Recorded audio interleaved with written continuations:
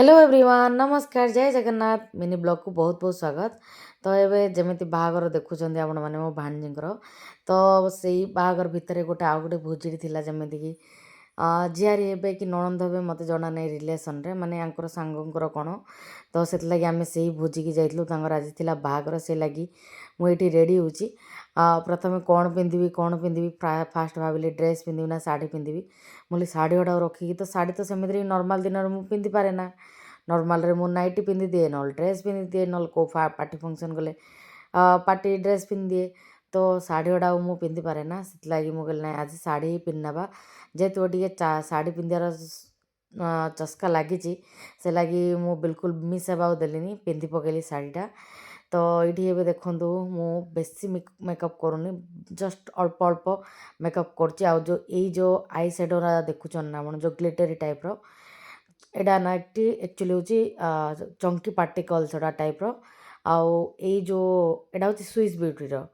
एटा ना बहुत बढ़िया माने मन टिके लगे आखि गोटे चमक आसी जाए सुंदर लगे बेसी मेकअप करनी देखि पारथिबे बहुत कम मेकअप करची आउ दुष्टु गेडे मध्य रेडी कर नौची बास कम पिंधि कहीकि ना फास्ट से चेनटा पिंधली चेनटा तापर बाहर करदेली ना कौन आई थिंक पर ना चेन थिला आ इयरिंगटा चेंज कली एमती कौन सब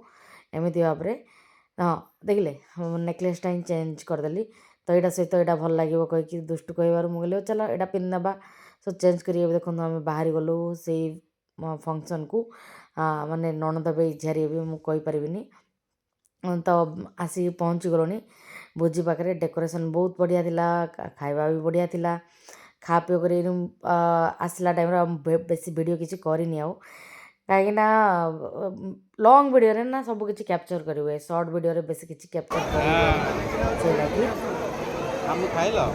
कहि दे खाइली खाइली सो ये ना खाଇବା बहुत बढ़िया होता सायु ना ये मत अवस्था करदेला ये कहीं बांती कर देता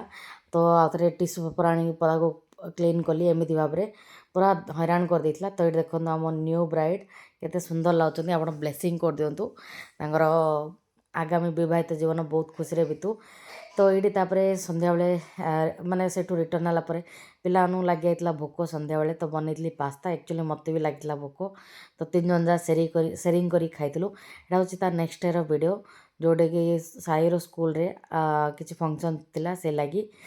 तो आपण मानू आज मिनी ब्लॉग केमी लगला कहे वीडियो भल लगे लाइक शेयर सब्सक्राइब फॉलो करदे कमेंट माध्यम जनईदेवे रही बाय आई लव यू।